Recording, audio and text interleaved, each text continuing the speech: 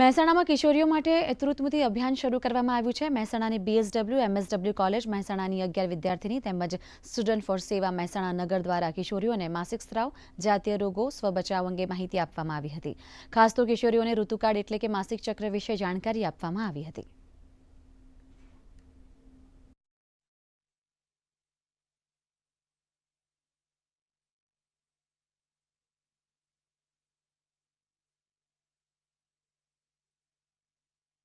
અને અત્યારના સમયમાં માસિક સ્રાવ છે, જાતીય રોગો છે, મહિલાઓના કાયદા છે, ખૂબ જરૂરી છે દીકરીઓ માટે।